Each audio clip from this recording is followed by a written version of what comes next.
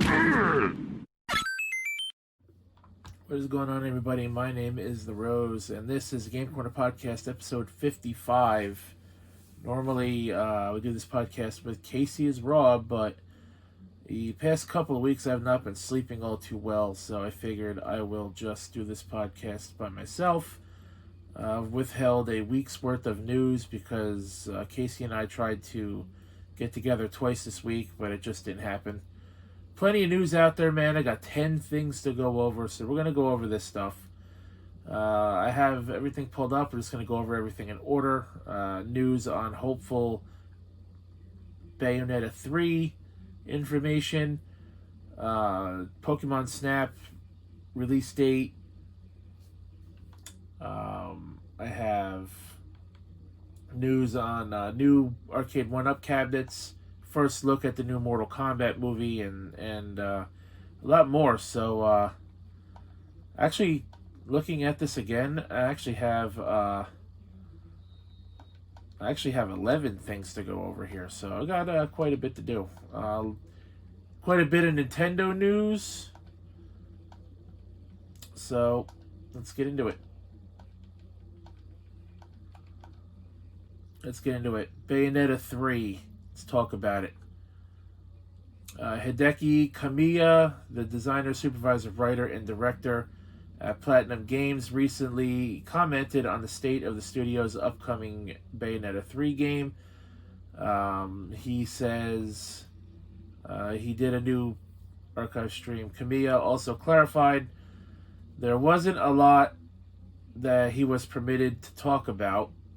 Along the lines, he stated he was working on some other unannounced projects as well, before acknowledging that he wasn't certain if he was allowed to mention the existence of the ongoing but unannounced project in the first place.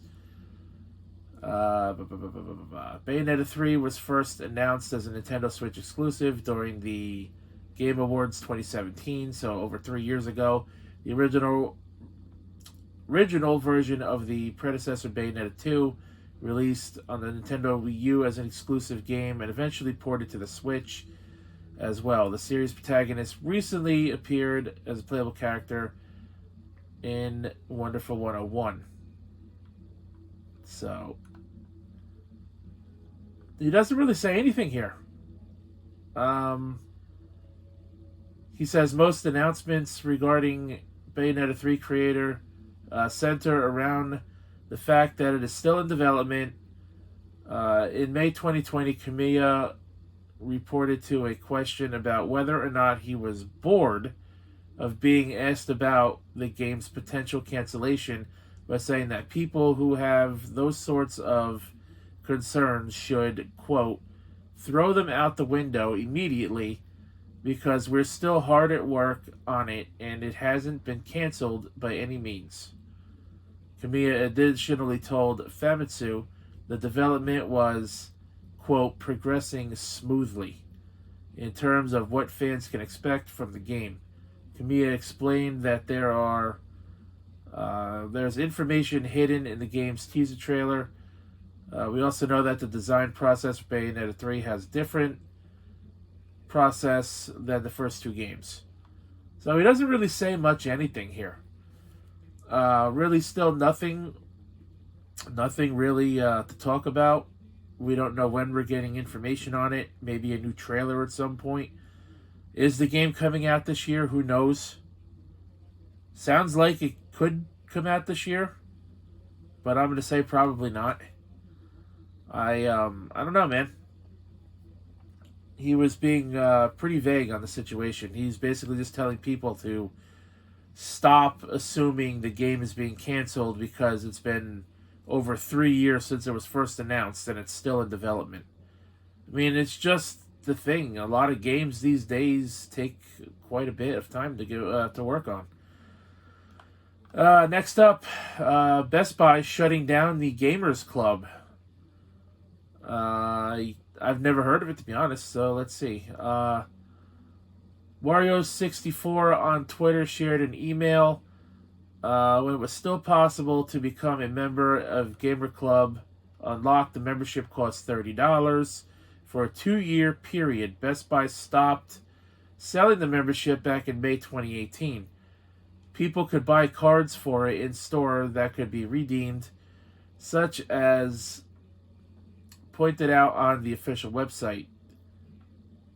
Some people could still manage their memberships a year later. Wario64's tweet, I'll put that here on the screen. It says, Best Buy is ending all current Gamer Club Unlocked memberships on March 1st, 2021. Refund check to be mailed for unexpired memberships. And here's the email, and I quote, Hi, we have an important announcement to share about your Gamer Club Unlocked membership. Thank you for being a My Best Buy member and part of the Gamer Club Unlocked program. We have made a decision to end the current Gamers Club Unlocked program, which means we will cancel remaining memberships and discontinue all current benefits as of March 1st, 2021. As a current Gamer Club Unlocked member, we will be refunding you the purchase price of your unexpired memberships. We will email you a refund check. We will mail you. That would be great if they could email checks. That would be fucked up. We will mail you a refund check equal to $30 for each membership. You can expect to receive your check by the end of March 2021. To ensure you receive your check, log into your account, blah, blah, blah. Confirm your primary address is up to date. Your Gamers Club Unlocked benefits will remain active through February 28th, 2021. Despite this change, you will remain a member of My Best Buy Rewards, which earns you Best Buy rewards on purchases and additional member benefits. If you need any assistance, call this phone number, blah, blah, blah. Thank you for continuing to be a loyal Best Buy customer. So, basically, I've never heard of this program. I don't shop at Best Buy all that much. I would say the most recent purchase I made on Best Buy would be through Geek Squad, having their 2-year membership, I believe it was, or is it a 1-year membership for $200 for all electronics repairs and whatnot. I then, before that, haven't done anything with Best Buy. Last actual item I purchased from them was my PlayStation 4 on launch day in 2013. Says, as a reminder, those who have had active memberships would get discounts on both new and used video games and guides at Best Buy. Double My Best Buy rewards points for buying and trading in games, extra trade-in credit for used games, and special offers. To be specific, if you pre-ordered a physical copy or bought a new one in store, you'd get a 20% discount, while a used one would be 10% off. So it's kind of like GameStop. Well, for those of you avid Best Buy shoppers, if you're a gamer, you better make use of your membership, because it is going away in a month and a half. Let's see. Neptunia Virtual Stars. The game has a limited edition, which I'll pop on the screen. You get the soundtrack. You get a vinyl soundtrack, it looks like. Steel cover, which looks really nice, actually. You get quite a few other things as well. I like it. The game comes out March 2nd for PS4. PC will get the game on March 29th. Europe will get the game on March 5th. The game premise, developed by Prime Nep Wranglers at Idea Factory Compile Heart. Neptunia Virtual Stars is known as the VVVtunia in Japan. I am so glad they changed the title. The game sees game industry's goddess Neptune Noir Vert Blonde transported to virtual land, a digital world full of many dimensions.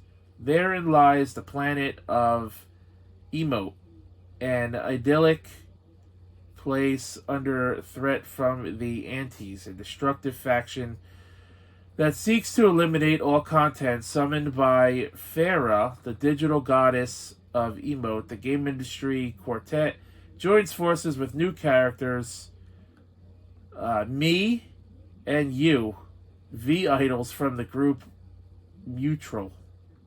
Okay.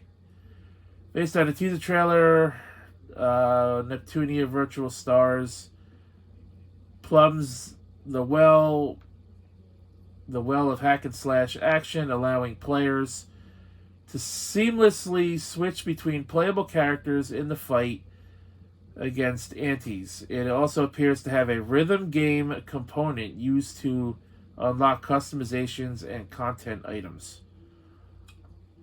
Given the VTuber theme, it is no surprise that Neptunia Virtual Stars involves actual VTubers. Players will be able to unlock the ability to receive support from VTubers like Kizuna AI and HoloLive's Shirakami Fubuki, Tokina Sora,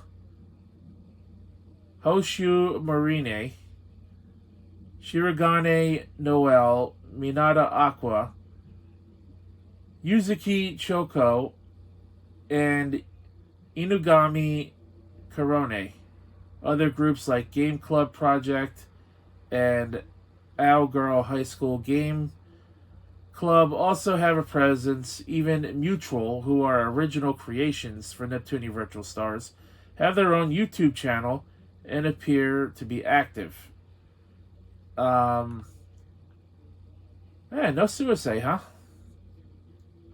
Kind of disappointed. Maybe it should be a DLC character. That'd be pretty fucking cool. The game, however, does not mention that there is also a third-person shooter aspect to this game. The VTubers and virtual idol characters you play as will have hack and slash gameplay elements, while Neptune, Vert, Blonde, and Noir will have third-person shooter gameplay mechanics. So I think that's pretty cool. Again, the limited edition will be available for pre-order on Idea Factory International's website. Pre-orders begin February 2nd, 2021. Limited edition will cost $110, which is quite a bit compared to their last collector's edition that I got, which was $85. But yeah, I actually really like this collector's edition. Steelbook case looks really nice. The soundtrack is a staple. You get an art book. You get the collector's box. You get a special trading card.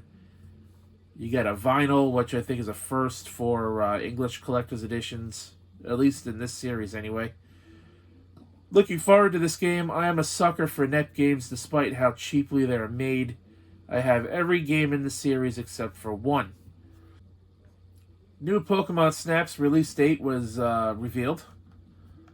Pokemon Company shared a new trailer for the new Pokemon Snap game alongside the release date for the upcoming title. You can expect to get your hands on new Pokemon Snap on April 30th, 2021. Later, the latest trailer showcases environments that players will explore to photograph Pokemon seen throughout the series. Pokemon from Sword and Shield, such as Grookey, can be spotted in the trailer.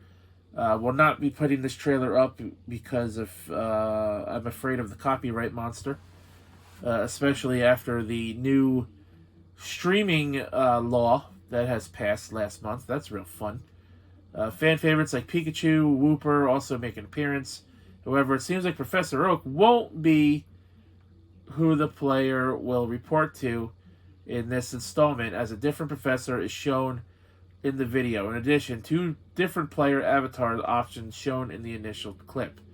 Pre-orders will begin January 15th, so pre-orders are already open. Japanese pre-order rewards include a special Lapras name tag players can use with the Pokemon Bazastar arcade machines. New Pokemon Snap was originally revealed June 2020, the reveal announced the game was in development but had no disclosed release date. First trailer gave us a brief look at the environment, a few Pokemon that make an appearance in photography, blah, blah, blah. Can we just talk about the whole putting the word new in front of a game title? Because it sounds really fucking stupid, in my opinion. Okay? New Nintendo 3DS. New Super Mario Bros. New Super Mario Bros. U. New Super Mario Bros. Wii. New Pokemon Snap. Fucking stupid titles. Putting the word new in front of your game title dates it really quickly. Because after, say, 7, 8 months to a year goes by, after a game with the word new slapped in front of the title is released, it's no longer a new game now, is it? Companies, Nintendo especially, you need to stop doing that. There's been a couple other instances of, that happening, but I can't recall them at the moment. But again, new Pokemon Snap will release April 30th, 2020. That is a Friday for those of you wondering. Super Nintendo World debut grand opening has already been postponed. Who didn't see this one coming? Yeah. Oh boy, let me tell you about this one. So Super Nintendo World was first shown off last month in a different kind of Nintendo Direct from Japan. What was it? December 11th or December 12th? One of those 2 days. It was like 2 weeks before Christmas. Says, while Super Nintendo World will make its debut at a later date, an official statement from Universal Studios Japan mentions that the park will remain open during the state of emergency. Universal Studios Japan will cooperate with the policy set in place by the government to significantly reduce the amount of visitors. Recently, Universal Studios Japan released a special promotional website ahead of the planned release of the attraction. This promotional website allows customers to tour the park in 3D. Additionally, Nintendo held a special Nintendo Direct, which I already talked about, showing off the park and locations found at the attraction. The broadcast was led by no other than Shigeru Miyamoto. Super Nintendo World's grand opening was planned for February 4th, 2021. Now postponed. New opening date has not yet been scheduled. So 1 month after the Super Nintendo World Direct, the grand opening of the park is postponed. Come on. Should have saw that coming. We're still in the COVID age. We're still living in the pandemic. It has not gone away. Just because vaccines have been out in some parts of the world now, doesn't mean this thing's gone away, and it's not going to go away anytime soon. So, who knows when Super Nintendo Land will open, or Super Nintendo World, whatever it's called. Who knows when it'll open, but it's certainly not going to be next month. New Nintendo Switch design has been revealed and will release next month to coincide with the release of Super Mario 3D World plus Bowser's Fury, and to continue the Super Mario Bros. 35th anniversary celebration. There has been a new Nintendo Switch, a red and blue one, this time around, which is honestly a lot more red than blue. Again, here you go on the screen for you right now. As you can see, the Switch dock is red. The Switch itself is red. The Joy-Cons are red. The only thing blue about it is the Joy-Con grip. Now, what I think they should have did was they could have left the Joy-Cons being red. The grip stay blue. They could have made the dock blue, and they could have kept the Switch red. Or they could have done it the other way around. They could have red dock, blue Switch, red Joy-Cons, blue Joy-Con grip. That's just my opinion. But there's also a carrying case as well. The Joy-Con wrist straps, the plastic piece that connects those is also blue. There is a red Switch case with a blue border around the front of it. Again, I'll post this here on the screen for you so you can take a look at it. Nintendo revealed the new Switch design, Mario Blue and Red Edition, with colors based on Mario's outfit. Moreover, it will mark the first time that the Nintendo Switch itself will be available in different colors. If you don't consider Nintendo Switch Lite, which did release in 4 different colors. It'll launch alongside the game, as I speculated, February 12th, 2021. The new edition Switch includes a pair of red Joy-Cons with special blue straps, just like Nintendo's Mario's overalls. The included Joy-Con grip will be blue and the Switch dock will be red. The set will also come with a special carrying case and screen protector for the console. The console will cost $300, of course. You essentially get a free case and screen protector with the system. Pre-orders will begin in Japan starting January 25th. It will also be available to purchase through select retailers in North America and Europe, though the stores were not named by Nintendo just yet. Willing to bet GameStop already sold them out. And Best Buy and probably Walmart, you know. And you'll see this all over eBay scalped for about $600. Watch. Nintendo Switch Mario Red and Blue Edition will be available in North America, Europe, Japan, starting February 12th, 2021. Still waiting on the first Nintendo Direct of 2021, but for now, we got the closer look at the game, which looks absolutely beautiful. The new Bowser's Fury mode looks awesome. I can't wait to play it. It was shown off on January 12th. Game will release on the same day as the new console edition. The original game was released back in 2013 on the Wii U. I already have the game pre-ordered. I have the Cat Mario amiibo pre-ordered. I cannot find the Peach one to save my life. GameStop is sold out. Walmart is sold out. Amazon doesn't have it listed. Pretty much anywhere I've looked for it, I can't find it.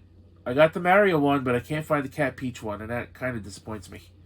Because while I don't collect many amiibo, I do get what I consider special edition amiibo, and I do consider these special edition amiibos, even though they're really not. I mean, I guess they are. I have the 3-pack Super Mario Odyssey, Mario, Bowser, and Peach. I have all 4 Yarn Yoshis from Woolly World, which includes the Mega Yarn Yoshi. I have one of the original Super Mario Maker 8-bit Marios. And I have the Mewtwo, the Shadow Mewtwo amiibo card, and the Super Mario Odyssey amiibo cereal box. So this looks pretty cool, man. Looks nice. Again, I would have done the colors differently, but obviously it's not my call, so. But I still think this looks nice. I could honestly see Nintendo doing more of these special edition Switches down the line, depending on how much longer, they run with the Switch, because it's already just about 4 years old. More arcade 1-up cabinets have been made, specifically Dragon's Lair, Killer Instinct. At the Consumer Electronics Showcase 2021, in a full swing, the arcade 1-ups revealed a number of upcoming cabinets. Some of them are entirely new. For example, Killer Instinct, Dragon's Lair, and Space Ace cabinets available in 2021. Some offer a new sort of look or take, such as the Atari, Bandai Namco, and Capcom Legacy Edition cabinets. Meanwhile, the Pong and X-Men variants give you a way to play 4-player games. Some of the variants are pretty basic, and others are exactly what you would expect. The Arcade 1-Up Killer Instinct cabinet is also something of a celebration of Rare in general. It includes the original game, plus Killer Instinct 2, and both Battletoads and Battletoads / Double Dragon games. Live Wi-Fi will be enabled for online matches. Both Dragon's Lair and Space Ace cabinets offer the same games but a different appearance. Each one gives people access to Dragon's Lair, Dragon's Lair 2, Time Warp, and Space Ace. And these are the 3 cabinets. You can see them here. Look pretty neat, in my opinion. Let me tell you something, man. If I didn't live in this little fucking bedroom and I actually had a place to put these, I would definitely start collecting 1-Up cabinets. There's plenty of them that I want. The Ninja Turtles ones, Pac-Man, Street Fighter, Mortal Kombat, now Killer Instinct at least. Let's see. With these Legacy Edition cabinets, each one will have a retro look, inspired by classic arcade cabinets and a lineup of retro games. The Atari model will include Aka Amh, AKA-AMH, Asteroids Deluxe, Centipede, Crystal Castles, Gravitar, Liberator, Major Havoc, Millipede, Missile Command, Space Duel, and Tempest. The Bandai Namco one will give people access to Dig Dug 2, which I didn't like, personally, Galaga, Galaxian, Pac-Land, Pac-Man, Pac-Mania, and Pac-and-Pal. Mappy, Rompers, and Super Pac-Man. Finally, the Capcom cabinet. Finally, the Capcom cabinet, 1994, Loop Master, Commando, Darkstalkers, Final Fight, Ghost and Goblins, Street Fighter, Street Fighter 2 Turbo, Hyper Fighting, Street Fighter 2, World Warrior, and Strider. As for the 2 4-player cabinets, each one includes multiple games to play alone or with a group. The Pong option is a pub table cabinet. It includes Circus, Atari, Pong, Pong Doubles, Pong Sports, Quatra Pong, Super Breakout, Tempest, and Warlords. The X-Men 4-player cabinet, which also will have live Wi-Fi for playing locally or online, will include X-Men, the Avengers in Galactic Storm, and Captain America and the Avengers. Let's see. The release dates are not available yet. Arcade 1-Up new cabinets will begin seeing them in 2021, of course. So, like I said, man, if I had places for these cabinets, I know they're expensive. If I could afford them, if I had a bigger place to live, I would start collecting these things, playing them, enjoying them. I know some of them go for anywhere between $200 to $400, but I would love to have quite a few of these cabinets. Honestly, I would probably end up spending a good $2,000 to $3,000 on all of the ones that I want. Third-party company Supers, spelled SUP3R5, made PS2-themed PlayStation 5 consoles. They were available for pre-order, and this has been a complete disaster. Supers had canceled the console. Apparently there has been a real problem here. The company behind the PS2-themed PlayStation 5 console and DualSense controllers, Supers, again, SUP3R5, announced on their Twitter account that all orders for this console will be canceled. The company stated that it has been receiving threats to the team's safety, leading to the decision to cancel all orders. Supers will issue full refunds to its customers. It has been a difficult time for Supers over the past week, I would say. The PS2-themed console and DualSense controllers were unofficial retro designs offered in limited quantities. The company was only going to produce 304 consoles and 500 controllers.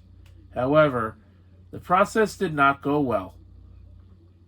When the pre-orders went live on January 6th, demand was so high that the consumers had trouble placing orders. Many customers had payment issues. They were charged but received no confirmation emails. The pre-order situation led Supers to make an official apology on their Twitter. Afterwards, the company was asked to give it a second chance to prove themselves. 10 hours later, Supers made the announcement it was canceling and refunding all orders due to threats to the team's safety. And I quote, "Last night," so this was a few days ago, mind you, "last night our team began receiving credible threats to their safety. We take these threats seriously, and as a result, we are not proceeding forward. All orders are being canceled with full refunds." After canceling all orders, Supers promised in a Twitter post that it will refund all of the orders, obviously. And didn't stop there, because what happened next, Supers deleted their Twitter account after the console cancellation. And this article actually has a picture of the console and the controller, so you can take a look at that.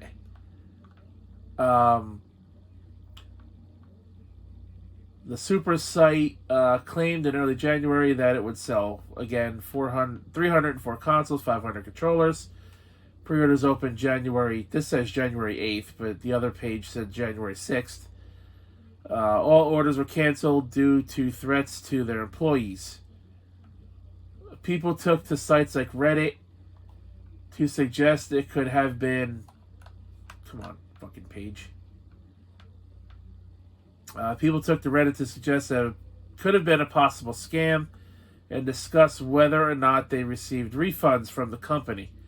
When Supers announced the series of cancellations, it said orders that were placed would be refunded. People who paid via PayPal have suggested they received their money back. However, those who went through the company's site noted they found themselves unable to delete their credit card information from their account after placing the order.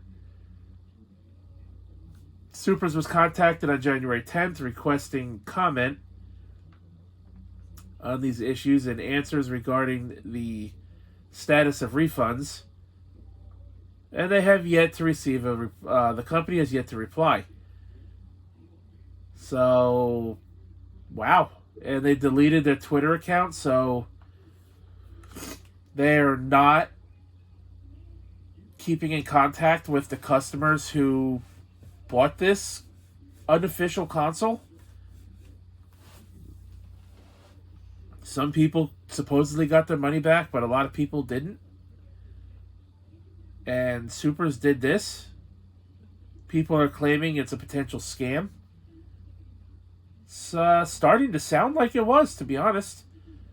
I mean, for all we know, this picture, could just be a Photoshop of what they were claiming to sell.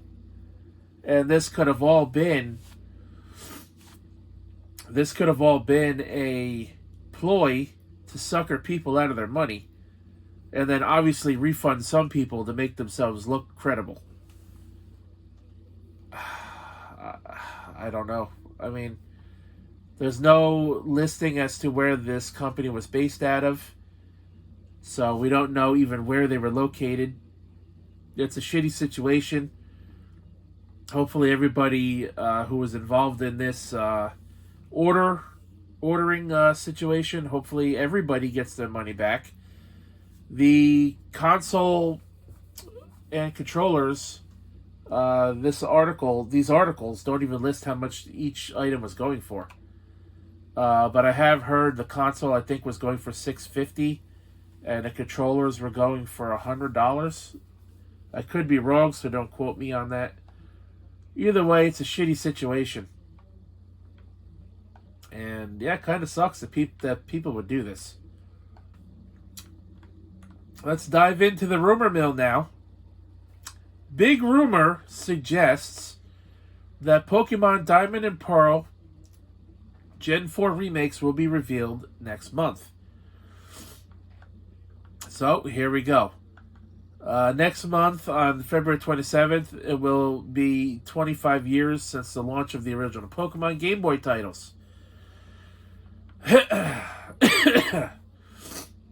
This also happens to line up with Pokemon Day, and as usual, there is likely to be a special presentation to go along with it.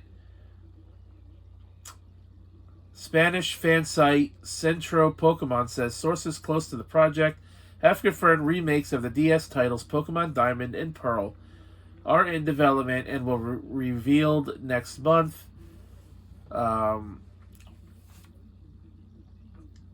Here is a translated quote from the website. Pokemon Center can confirm that according to sources close to the company, remakes of Pokemon Diamond and Pearl, originally released in 2006 for the Nintendo DS, are in development for the Nintendo Switch. End quote. Now, there is no person behind this quote, but okay. These new versions apparently won't be like Pokemon Let's Go games, thank God. Although Let's Go was alright, but I would prefer the original Pokemon games in that style. The games will be closer to the style of the original DS games in 2006. Pokemon Insider Kelios, who also happens to be the webmaster of PokeKalos, has backed up these latest claims. A few days ago also mentioned how Pokemon Direct would be taking place next month. So, there you have it. It's just a rumor right now. I'm not going to say there is no truth to this, because who knows if it actually happens. All I know is, if it happens, I'll play it. Now, I did play Diamond and Platinum back in the day. I'll be honest, Gen 4 wasn't my favorite. Out of all the ones I played, Gen 2 was my favorite. Gen 3 was alright. I didn't like how much emphasis the game placed on water and surfing and being in the water and diving and all that other stuff. Gen 4 was alright. Gen 5 was pretty good. I skipped 6 and 7, and for what it is, Sword and Shield's not bad. You know? It's not a bad game. I still think Gen 2 has been my favorite overall. Specifically, Heart Gold and Soul Silver, because of the remake style, more Pokemon than the original Gen 2 games, better graphics and whatnot. So, one more thing to go over. First look at the new Mortal Kombat reboot movie. Entertainment Weekly was contacted, did an interview with Greg Russo, the alleged writer of Netflix's Death Note sequel, and Dave Galaham, who was behind Wonder Woman 1984. The James Wan produced adaptation was directed by newcomer Simon McQuid. And he says, I quote, "I wanted to make sure that everyone respected the material, the lore of Mortal Kombat, the fans, and the love that they have for this. Everyone was clear on it. The filmmaker explained to Entertainment Weekly, adding that the film, which arrives this spring, most likely will not land a PG-13 rating. Thank Christ. I heard this movie's supposed to be rated R. That's because the feature is going to depict some of the game's most iconic and gore-happy fatalities in the space of live action for the first time ever. Expect to see some bodily bifurcation, spine extractions, or both. He says, and I quote again, "We've picked a couple of iconic ones," the director teased. "There's a lot of really cool signature moves that you'll see, a lot of Easter eggs that we snuck into the film, but there are some really badass fatalities that I can't wait to see on the big screen. They're really brutal, man. They don't hold back," end quote. Here are some of the pictures from the movie. I'll be placing them on screen throughout the rest of this talk here. Here is a synopsis of the movie. The 2021 iteration kicks off in feudal Japan with a 10-minute fight sequence that establishes the blood feud between Hanzo Hasashi and Bihan, which is the feud between the Lin Kuei and the Shirai Ryu, aka Scorpion and Sub-Zero's clan. The narrative then jumps to present day, where audiences will meet a brand new character, Cole Young, played by Louis Tan, a washed-up MMA fighter, according to Tan, and realizes he has a greater destiny when Sub-Zero, played by Joseph Taslim, shows up to hunt down Cole on the orders of the evil wizard Emperor Shang Tsung, played by Chin Han. It also culminates in a high-stakes tournament to defeat the invading enemies of Outworld. Let's see here. Hanzo Hasashi, aka Scorpion, is played by Hiroyuki Sanada. Bihan, aka Sub-Zero, played by Joe Taslim. The remaining cast is Melkod Brooks will play Jax. Jessica McNamee will play Sonya Blade. Tadanobu Asano will play Raiden. Ludi Lin will play Liu Kang. Max Huang will play Kung Lao. And Josh Lawson will play Kano. The long-running video game franchise had two movies, 1995, 1997. Those movies did not go over as well as hopefully expected. The first one, in my opinion, was better than the second one. However, originally scheduled to open this month, which I don't know if it was this month. I could have swore it was March 25th. But whatever, the original date has been canceled. McQuidd's take on the Mortal Kombat movie will now simultaneously open in theaters and on HBO Max Friday, April 16th.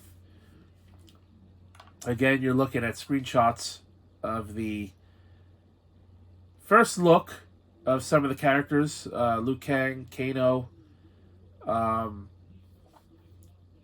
Lao, Sub-Zero. So, yeah, man, I can't wait for this movie. I've been waiting for a new Mortal Kombat movie for over 20 years. I really hope this movie is good. I hope this new Cole Young character feels like he belongs in Mortal Kombat, because it kind of feels like what Street Fighter did back in the 90s, where they made that character up and they shoehorned him into the movie. Character that was never in Street Fighter before. I fucking don't remember the guy's name. Was it Sawada or some shit? Hopefully this character goes over well. Hopefully he feels like he fits into the narrative of Mortal Kombat. And who knows, maybe he'll show up as a special DLC character in Mortal Kombat 11 after the movie releases. who knows, man? But, yep, that's all I have for you guys today. Thanks for watching this video. Again, Casey is Raw was supposed to join me, but, due to my shitty sleeping habit as of late, we just couldn't connect. We'll also be doing on Gatekeeper Drew's Patreon for the Derailed News and Podcasts. For $1 a month, I will be doing